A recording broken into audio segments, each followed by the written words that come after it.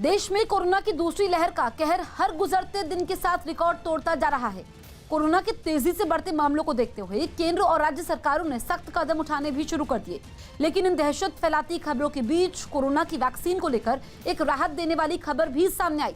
Corona vaccine के मामले में भारत दुनिया में अव्वल हो गया है और पीएम नरेंद्र मोदी ने कोरोना से लड़ने की अपनी लड़ाई को आगे बढ़ाते हुए टीका उत्सव का ऐलान कर देश को कोरोना से लड़ने के 2 मंत्र दिए हैं। पहला टीकाकरण और दूसरा कोरोना प्रोटोकॉल का कड़ाई से पालन।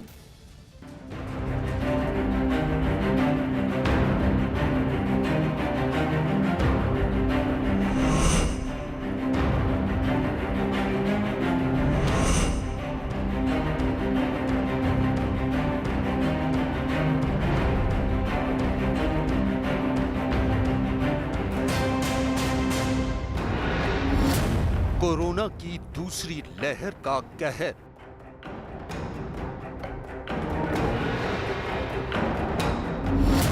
देश में कोरोना का कोहराम।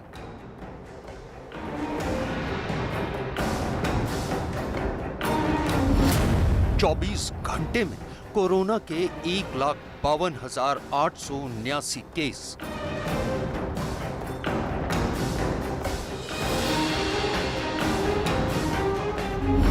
चौबीस घंटे में 839 लोगों की मौत।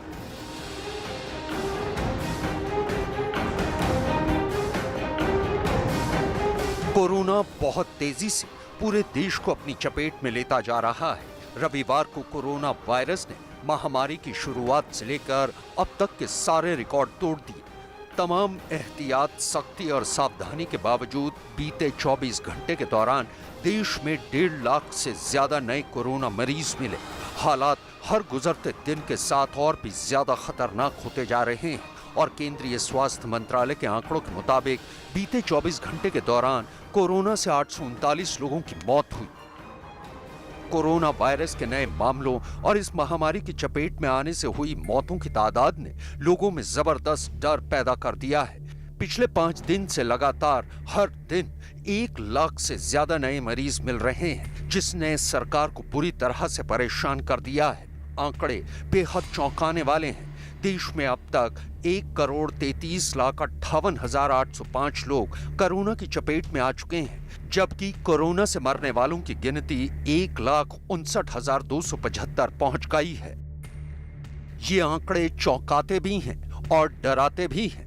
सवाल उठता है कि आखिर कोरोना की इस तेजी से बढ़ती गिनती का असली राज क्या है, क्योंकि तेजी से फैलते कोरोना की दूसरी लहर की चपेट में आई जिंदगी की रफ्तार रफ्ता एक बार फिर थमती नजर आने लगी है। महाराष्ट्र में लॉकडाउन की आहट मिलने लगी है। महाराष्ट्र में तो कोरोना के बढ़ते मामलों ने सभी को परेशान कर रखा है। महाराष्ट्र के पुणे में वीकेंड लॉकडाउन लगने से सड़कों पर सन्नाटा पसरा दिखाई दे रहा है। मुंबई के धारावी में तो लॉकडाउन की खबरों से बेपरवाह लोग बिना मास्क के ही सड़कों पर घूमते नजर आए। मुंबई में वीकेंड लॉकडाउन का असर कई जगहों पर नजर नहीं आ रहा है। इस समय हम खड़े हैं मुंबई के धारावी इलाके में, जो एशिया का सबसे बड़ा स्लम है, और मेरे पीछे आप देख सकते हैं किस तरह से लोग अपने घरों से बाहर निकले हैं। कईयों के मुंह पे मास्क तक नहीं है। मास्क उनके पास होने के बावजूद मास्क नहीं लगाया गया है। साथ ही में आपको बताना चाहेंगे कि यहाँ पर मुंबई पुलिस या बीएमसी के कोई अधिकारी मौजूद नहीं है। लोग जैसे ही न्यूज़ 18 इंडिया का कैमरा यहाँ पर पहुँच रहा है तो अपने मुंह पर मास्क चढ़ाने का काम कर रहे हैं। देश के अलग अलग राज्यों में कोरोना के बढ़ते मामलों की वजह से भी हालात बिगड़ने लगे हैं। जम्मू कश्मीर में कोरोना के बढ़ते मामलों को देखते हुए प्रशासन ने सख्त रुख अख्तियार किया है और टेस्टिंग का काम युद्ध स्तर पर शुरू कर दिया है। मध्य प्रदेश में मुख्यमंत्री शिवराज सिंह चौहान ने राज्यपाल के साथ साथ विपक्षी दलों के नेताओं के साथ एक बैठक की और राज्य में कोरोना से निपटने के लिए दिशा निर्देश जारी की, क्योंकि बीते 24 घंटे में मध्य प्रदेश में रिकॉर्ड 4,986 कोरोना पॉजिटिव केस सामने आए हैं। अब एमपी में कोरोना के 32,707 एक्टिव केस हो गए हैं। उधर कोरोना ने गुजरात के सूरत की सूरत बिगाड़नी शुरू कर दी है। हालात बेहद नाजुक हो गए हैं। आलम यह है कि यहाँ एक साथ 25 लोगों के शव का दाह संस्कार करने की तैयारियां देखी गई। उत्तर प्रदेश में कोरोना को लेकर मुख्यमंत्री योगी आदित्यनाथ ने प्रशासनिक अधिकारियों के साथ एक बैठक में सूबे के तमाम स्कूलों को बंद करने का आदेश दिया है। कर्नाटक के कालबुर्गी में रात का कर्फ्यू लागू कर दिया गया है। पुलिस लोगों के साथ सख्ती से पेश आ रही है, लेकिन पंजाब के जालंधर का हाल बेहद अजब और हैरान करने वाला है, क्योंकि यहाँ पुलिस ने जब लोगों को कोरोना के बढ़ते मामलों की वजह से कर्फ्यू का पालन करने को कहा तो लोगों की भीड़ पुलिस वाले से ही हाथापाई पर उतर आई और थानेदार की वर्दी फाड़ दी।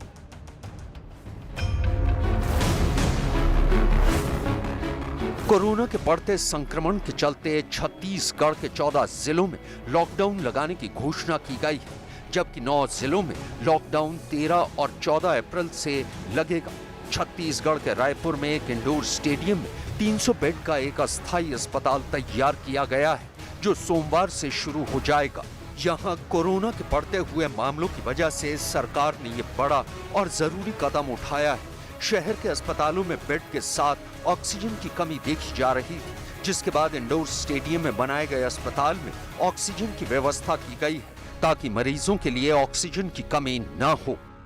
कितने बेड अभी टोटल? अभी कंप्लीट ये मान के चलिए कि हम 140 जो ऑक्सीजन जो हमारा प्लांट डला है, पहली बार हमने प्लांट डालने का काम किया है, 140 हम उसमें उपलब्ध करा पाएंगे। अब बाकी जो बचे हुए हैं 300 में वो यहाँ पर उपलब्ध रहेंगे 160। तो ये कल हम चालू कर देंगे। टोटल बेड कितने? 300 बेड वाले वो है, 300 बेड में हम यहाँ पर चालू कर देंगे। ऑक्सीजन बेड, पूरे ऑक्सीजन बेड है यहाँ, सारे ऑक्सीजन बेड। दिल्ली में नाइट कर्फ्यू जारी है।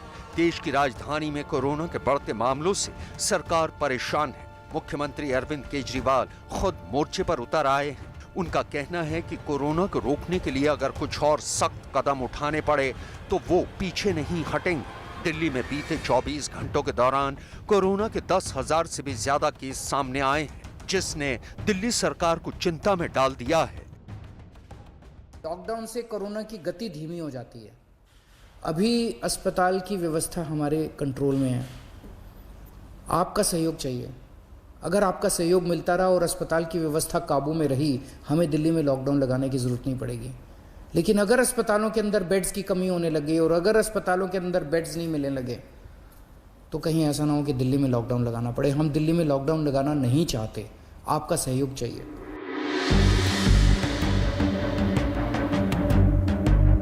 देश भर में कोरोना के तेजी से बढ़ते मामलों के बीच एक राहत देती खबर भी सामने आई है। कोरोना वैक्सीनेशन की रेस में भारत ने अमेरिका और चीन को भी पीछे छोड़ दिया है।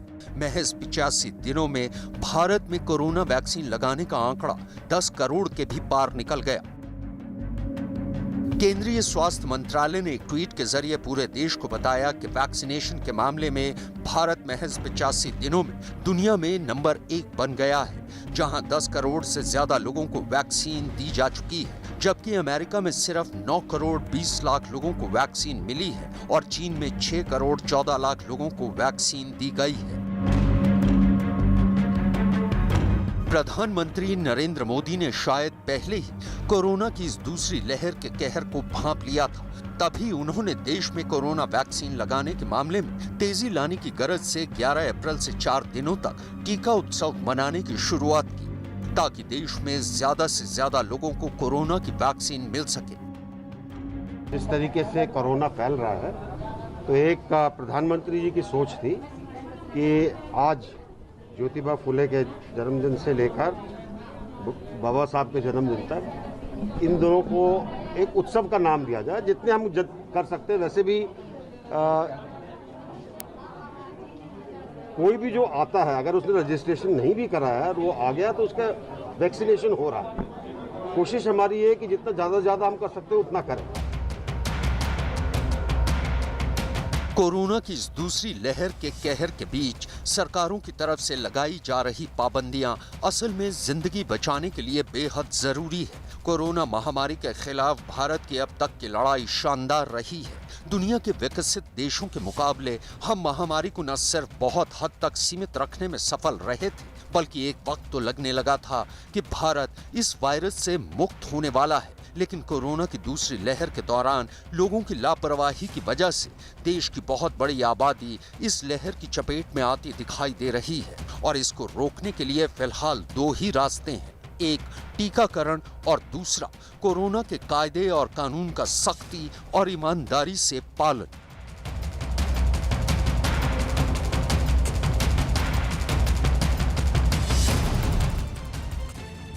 मध्य प्रदेश के खंडवा से चौंकाने वाला एक वीडियो सामने आया जिसमें कोरोना के एक मरीज को क्वारंटीन करने के मुद्दे पर एक परिवार के लोग पहले डॉक्टरों की टीम और फिर पुलिस से भिड़ गए। आरोप है कि जब कोरोना के उस मरीज को क्वारंटीन करने के लिए डॉक्टरों की टीम उसके घर पहुंची तो परिवार वालों ने मारपीट शुरू कर दी। इतना ही नहीं, उन लोगों ने डॉक्टरों को बचाने पहुंची पुलिस पर भी हमला कर दिया, जिसके बाद पुलिस वालों का भी पारा चढ़ गया और उन्होंने उस मरीज के घर वालों पर डंडे बरसाने शुरू कर दिए।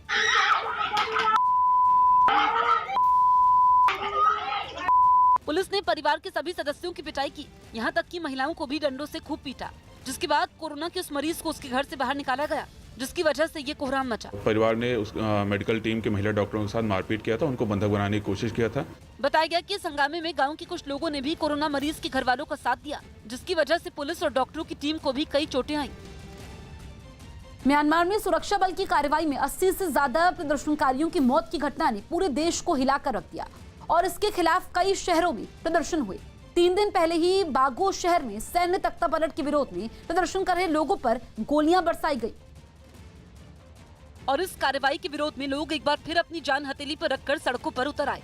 राजधानी यंगोन से सामने आई तस्वीर में लोग अपना विरोध जताने के लिए सड़कों पर लाल रंग छिड़कते दिखाई दिए। इसके साथ ही बैनर और पोस्टर लेकर प्रदर्शनकारियों ने जुलूस निकाला जो कई इलाकों से होकर गुजरा। यंगोन के एक दूसरे इलाके से सामने आई तस्वीर में प्रदर्शनकारी आसमान की तरफ टॉर्च जलाते नजर आए। कोरोना मरीजों की लगातार बढ़ती संख्या को देखते हुए केंद्र सरकार ने इसके इलाज में इस्तेमाल होने वाली रेमडेसिविर इंजेक्शन के निर्यात पर रोक लगा दी है। न्यूज 18 के रवि सिंह की रिपोर्ट है कि रेमडेसिविर इंजेक्शन के निर्यात पर तब तक रोक लगी रहेगी जब तक देश में कोरोना के मरीजों की तादाद कम नहीं हो जाती। इसके पीछे दलील दी गई है कि अचानक बढ़े कोरोना मरीजों की वजह से इस इंजेक्शन की जरूरत भविष्य में ज्यादा पड़ सकती है। देश की 7 दवा कंपनियां रेमडेसिविर इंजेक्शन बनाती हैं, जिनकी हर महीने करीब 40 लाख यूनिट उत्पादन क्षमता है। इसके साथ ही इन सभी भारतीय कंपनियों को सलाह दी गई है कि वो अपने वेबसाइट पर इस इंजेक्शन से जुड़ी सभी जानकारियां दें। वहीं सभी राज्यों के स्वास्थ्य सचिवों को भी निर्देश दिया गया है कि वो इस इंजेक्शन की कालाबाजारी पर नजर रखें और जरूरत पड़ने पर कार्रवाई भी करें। यही नहीं, कोरोना के बढ़ते खतरे को देखते हुए रेमडेसिविर इंजेक्शन का उत्पादन बढ़ाने पर भी जोर दिया गया। कोरोना मरीजों के इलाज में ये इंजेक्शन कारगर पाया गया है और यही वजह है कि कई राज्यों में इसकी भारी किल्लत भी होने लगी है। महाराष्ट्र में कोरोना पर काबू पाने के लिए लॉकडाउन पर मंथन जारी है। मुख्यमंत्री उद्धव ठाकरे ने लॉकडाउन के मुद्दे पर फैसला करने के लिए आज कैबिनेट की बैठक बुलाई है। खबर है कि कैबिनेट की बैठक से पहले सीएम उद्धव ठाकरे व्यापारियों से भी मुलाकात करेंगे। इससे पहले कल उद्धव ने टास्क फोर्स के साथ बैठक की जिसने महाराष्ट्र सरकार को लॉकडाउन लगाने का सुझाव दिया। सूत्रों के मुताबिक उद्धव ठाकरे भी लॉकडाउन लगाने के पक्ष में हैं। आज की बैठक के बाद बुधवार को फिर कैबिनेट की बैठक होगी, जिसके बाद मुख्यमंत्री लॉकडाउन लगाने पर अंतिम फैसला लेंगे।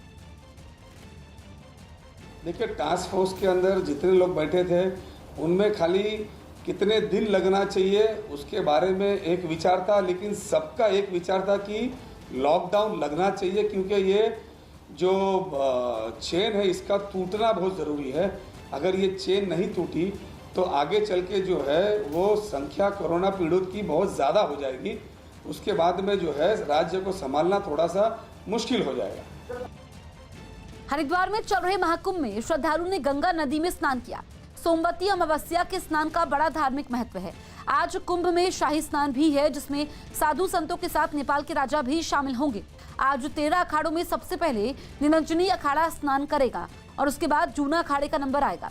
सुबह करीब 9 बजे से निरंजनी अखाड़ा अपने अखाड़े से निकलकर शानो शौकत के साथ शाही स्नान में चला गया है। रूट को डाइवर्ट भी रखा जाएगा और तमाम श्रद्धालुओं के लिए पार्किंग की जगह के पास के घाट में ही स्नान करने की व्यवस्था की गई है।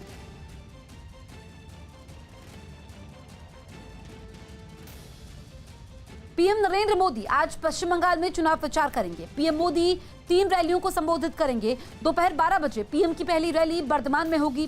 पीएम मोदी की दूसरी रैली दोपहर 1:40 पर नादिया के कल्याणी यूनिवर्सिटी ग्राउंड में होगी। दोपहर 3:10 पर पीएम मोदी उत्तर 24 परगना के बारासात में रैली को संबोधित करेंगे। गृह मंत्री अमित शाह भी पश्चिम बंगाल में हुंकार भरेंगे। अमित शाह आज रोड शो और रैलियां करेंगे।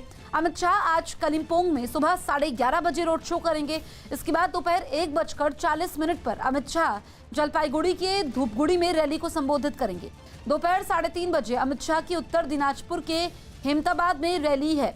इसके बाद अमित शाह दार्जिलिंग के सिलीगुड़ी में शाम 5:10 पर रोड शो करके बीजेपी प्रत्याशी के लिए वोट मांगेंगे। यूपी में कोरोना के केस लगातार बढ़ रहे हैं। वहां पिछले 24 घंटे में 15,353 नए मामले सामने आए हैं। यूपी में कोरोना के 71,241 एक्टिव मामले हैं। खास बात यह है कि यूपी में अब तक 85,15,296 लोगों को वैक्सीन की डोज दी जा चुकी है, जिनमें से 12,42,562 लोगों को वैक्सीन की दोनों डोज लग चुकी हैं। देश में टीका उत्सव का आगाज हो चुका है। इस वक्त कोरोना से लोगों को बचाने के लिए भारत समेत दुनिया भर में वैक्सीनेशन अभियान चला हुआ है। भारत ने इस टीकाकरण अभियान में अमेरिका और चीन को भी पीछे छोड़ दिया है। देश में महज 85 दिनों में 10 करोड़ वैक्सीन डोज दी जा चुकी है। लेकिन देश में कोरोना एक बार फिर जिस रफ्तार के साथ अपने पांव पसार रहा है, वो डराने वाली है।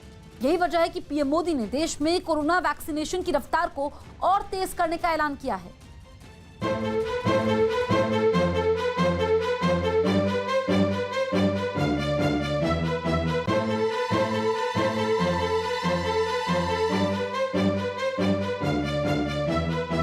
मेरी नौजवानों से विशेष अपील, 45 साल के ऊपर के जो लोग हैं उनको वैक्सीन लगाने के लिए मदद करिए। ज्यादा से ज्यादा एलिजिबल लोगों को वैक्सीनेट करें। कोरोना पर पीएम मोदी का नया मंत्र।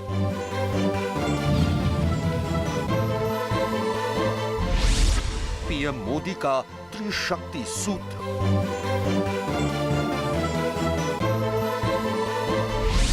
ट्रिपल टी से हारेगा कोरोना।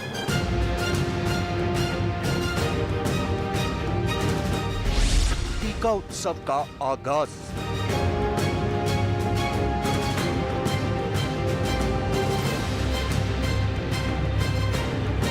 मैं देश के युवाओं से भी आग्रह करूंगा कि आप अपने आसपास के भी 45 साल के ऊपर के जो लोग हैं उनको वैक्सीन लगाने के लिए मदद करिए। मेरी नौजवानों से विशेष अपील है, आप हेल्दी हैं, सामर्थ्यवान हैं, आप बहुत कुछ कर सकते हैं। 11 अप्रैल को भारत के महान समाज सुधारक महात्मा ज्योतिराव गोविंदराव फूले की जन्म जयंती के तौर पर भी मनाया जाता है और प्रधानमंत्री नरेंद्र मोदी ने 8 अप्रैल को ही 11 अप्रैल से लेकर 14 अप्रैल यानी बाबा साहब भीमराव अंबेडकर की 130वीं जयंती तक देश में कोरोना के खिलाफ टीका उत्सव मनाने का आह्वान कर दिया था। इसका मकसद ज्योतिबा फूले और बाबा साहब को श्रद्धांजलि देने के साथ साथ देश के कोरोना वैक्सीनेशन की रफ्तार को और तेज करने का भी है। पीएम मोदी ने ये आह्वान 8 अप्रैल को देश के तमाम मुख्यमंत्रियों के साथ हुई एक वर्चुअल मीटिंग के दौरान किया था। उन्होंने सभी राज्यों के मुख्यमंत्रियों से अपील की थी कि 11 अप्रैल से 14 अप्रैल तक एक ऐसा वैक्सीनेशन प्रोग्राम चलाया जाए जिसमें ज्यादा से ज्यादा लोगों को टीका लगाया जा सके और वो भी बिना वैक्सीन वेस्टेज के। क्या हम 11 अप्रैल से 14 अप्रैल पूरे अपने राज्य में टीका उत्सव मना सकते हैं? एक पूरा वातावरण क्रिएट कर सकते हैं टीका उत्सव का। एक विशेष अभियान चलाकर हम ज्यादा से ज्यादा एलिजिबल लोगों को वैक्सीनेट करें। दरअसल जिस तरह से देश में एक बार फिर कोरोना ने सर उठाया है, उसने सिस्टम को हिला कर रख दिया है। लिहाजा 8 अप्रैल को पीएम मोदी ने उन राज्यों के मुख्यमंत्रियों के साथ एक वर्चुअल मीटिंग की, जहां कोरोना की रफ्तार बेकाबू होने लगी है। देश के कई जिलों में नाइट कर्फ्यू लगाया जा चुका है। पाबंदियां एक बार फिर लोगों के दरवाजे पर दस्तक देने लगी हैं। यही वजह है कि कोरोना काल की इस आफत भरी घड़ी में पीएम मोदी ने देश के सभी राज्यों और केंद्र शासित प्रदेशों के मुख्यमंत्रियों के साथ एक वर्चुअल मीटिंग की। इस मीटिंग में पीएम मोदी ने वायरस की इस रफ्तार पर ब्रेक लगाने के लिए नए सिरे से प्लानिंग पर चर्चा की। कोरोना के केसेस की इस अचानक बढ़ोतरी ने मुश्किलें ज्यादा पैदा की है। कोरोना के प्रसार को रोकने के लिए फिर से युद्ध स्तर पर काम करना आवश्यक है। साथियों, इन तमाम चुनौतियों के बावजूद हमारे पास पहले की अपेक्षा बेहतर अनुभव है। इस वर्चुअल मीटिंग के दौरान पीएम मोदी ने देश में मौजूदा संसाधनों का जिक्र करते हुए दावा किया कि अगर लापरवाही न बरती जाए तो कोरोना की इस पीक को एक बार फिर हराया जा सकता है। सच तो ये है कि इस मीटिंग के दौरान पीएम मोदी ने पूरे देश को एक बार फिर कोरोना के खिलाफ एक नया TTT सूत्र दिया। T यानी टेस्ट, T यानी ट्रैक, T यानी ट्रीटमेंट। कोरोना को हराने के लिए अपने TTT सूत्र का जिक्र करते हुए पीएम मोदी ने कहा कि इस सूत्र कोरोना प्रोटोकॉल और कोरोना मैनेजमेंट पर अगर सही से काम किया जाए तो कोरोना को काबू किया जा सकता है। इतना ही नहीं, पीएम मोदी ने एक बार फिर इस बात पर जोर दिया कि वैक्सीनेशन के बावजूद लोग लापरवाही न बरतें और मास्क को ही कोरोना के खिलाफ सबसे बेहतर हथियार के तौर पर इस्तेमाल करें। पीएम मोदी की इस अपील पर न्यूज 18 इंडिया ने भी कोरोना के खिलाफ जारी इस जंग के दौरान अपने तमाम दर्शकों को जागरूक बनाने और उन्हें मास्क पहनने की अपील करते हुए बाकायदा एक मुहिम चलाई हुई है। हमें लोगों को ये बार बार बताना होगा कि वैक्सीन लगने के बाद भी मास्क वगैरह जो प्रोटोकॉल्स है उसका पालन और अनिवार्य है। इंडिविजुअल लेवल पर लोगों में मास्क और सावधानी को लेकर जो लापरवाही आई है उसके लिए फिर से जागरूकता जरूरी है। सच तो ये है कि प्रधानमंत्री नरेंद्र मोदी ने 1 मार्च को कोरोना के खिलाफ टीकाकरण अभियान के तीसरे चरण की शुरुआत में ही वैक्सीन की पहली डोज लगवाई थी। पीएम मोदी ने 1 मार्च की सुबह एम्स पहुंचकर टीका लगवाया था। पीएम मोदी ने ICMR यानी भारतीय आयुर्विज्ञान अनुसंधान परिषद और भारत बायोटेक के संयुक्त प्रयासों से विकसित कोविड वैक्सीन कोवैक्स लगवाई थी। कोरोना वैक्सीनेशन के नियमों के मुताबिक किसी भी व्यक्ति को एक ही ब्रांड की वैक्सीन की ही दूसरी डोज लेनी होती है। ऐसा नहीं हो सकता कि पहली डोज किसी एक ब्रांड की और दूसरी डोज किसी दूसरे ब्रांड की ली जाए। लिहाजा 8 अप्रैल को यानी अपनी पहली वैक्सीन डोज के 38 दिन बाद पीएम मोदी ने वैक्सीन की दूसरी डोज लगवाई थी और अपनी दूसरी डोज लेने के बाद प्रधानमंत्री ने देश के सभी मुख्यमंत्रियों से मीटिंग की थी। दरअसल भारत में एक बार फिर महामारी की इस डराने वाली रफ्तार के पीछे लोगों की लापरवाही को सबसे बड़ी वजह माना जा रहा है, जिसकी वजह से कई राज्यों ने नाइट कर्फ्यू लगा दिया है। लेकिन 8 अप्रैल को हुई इस मीटिंग के दौरान पीएम मोदी ने नाइट कर्फ्यू को कोरोना कर्फ्यू का नाम दिया ताकि लोग इस वायरस के खतरे को गंभीरता से लें और उन नियमों का पालन करें जिन नियमों को कोरोना काल के लिए बनाया गया है। अपने संबोधन के दौरान पीएम मोदी ने नाइट कर्फ्यू पर सवाल उठाने वाले लोगों के सवालों का जवाब भी दिया।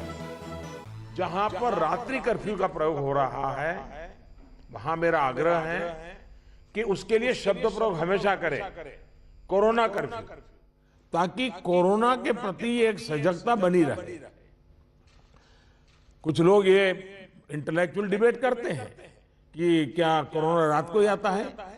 हकीकत में दुनिया ने भी ये रात्रि कर्फ्यू के प्रयोग को स्वीकार किया है, क्योंकि हर व्यक्ति को कर्फ्यू समय होता है तो याद आता है कि हाँ, मैं कोरोना काल में जी रहा हूं और बाकी जीवन व्यवस्थाओं को कम से कम प्रभाव होता है। अपने संबोधन के दौरान पीएम मोदी ने उस दौर की याद भी दिलाई जब पहली बार देश में लॉकडाउन लगा था। प्रधानमंत्री मोदी ने कहा कि अभी हालात इतने भी नहीं बिगड़े हैं कि लॉकडाउन की नौबत आए, लेकिन हाँ, इस बात पर जोर जरूर दिया कि फिलहाल कोरोना को दोबारा फैलने से रोकने के लिए माइक्रो कंटेनमेंट जोन बनाने की जरूरत है। गत वर्ष इन दिनों में हमारे हाल क्या थे? हमारे पास टेस्टिंग लैब नहीं थे, इवन मास्क कहां से मिलेगा ये भी एक चिंता का विषय था, पीपीई किट नहीं था, और उस समय हमारे लिए बचने का एकमात्र साधन बचा था लॉकडाउन, ताकि हम व्यवस्थाओं को एकदम से जितना तेजी से बढ़ा सके और वो हमारी स्ट्रेटेजी काम आई। सच तो ये है कि दिन ब दिन नए रिकॉर्ड बना रहा कोरोना वायरस उस रूप में लौटा है जो पहले से कहीं ज्यादा डराने वाला है। यही वजह है कि जहां राज्य सरकारें सख्ती करने के लिए मजबूर हैं, तो वहीं पीएम मोदी भी लोगों से लगातार इस बात की अपील कर रहे हैं कि कोरोना के खिलाफ अगर कोई सबसे कारगर हथियार है तो वो है आपकी समझदारी, आपका अनुशासन और कोरोना प्रोटोकॉल। और सच भी तो यही है कि आज लोगों को एक बार फिर कोरोना से बचाने के लिए एहतियात बरतने की जरूरत है। केंद्र सरकार ने 3 राज्यों महाराष्ट्र, छत्तीसगढ़ और पंजाब में कोरोना पर काबू पाने में हो रही कमियों पर सवाल खड़े किए हैं। कमियों का जिक्र करते हुए केंद्रीय स्वास्थ्य सचिव ने महाराष्ट्र, छत्तीसगढ़ और पंजाब को चिट्ठी लिखी है। केंद्र सरकार ने testing, contact tracing, containment operation, hospital infrastructure की उपलब्धता को लेकर कमियों पर सवाल खड़े किए। दरअसल महाराष्ट्र में 30 सेंट्रल टीम, छत्तीसगढ़ में 11 और पंजाब में 9 सेंट्रल टीमें कोरोना से बिगड़ते जमीनी हालात पर काबू पाने और सुझाव देने को लेकर भेजी गई हैं। जिलों में तैनात सेंट्रल टीम के मूल्यांकन के आधार पर ही केंद्र ने राज्यों को चिट्ठी लिखी। दिल्ली में कोरोना ने सारे रिकॉर्ड तोड़ दिए हैं। पिछले 24 घंटों में 10,774 नए मामले सामने आए हैं। ऐसा पहली बार है जब एक दिन में दिल्ली में कोरोना के 10,000 से ज्यादा केस सामने आए हैं। दिल्ली में पिछले 24 घंटों में 48 मरीजों की मौत हुई है। ये 14 दिसंबर के बाद एक दिन में सबसे ज्यादा मौतें हैं।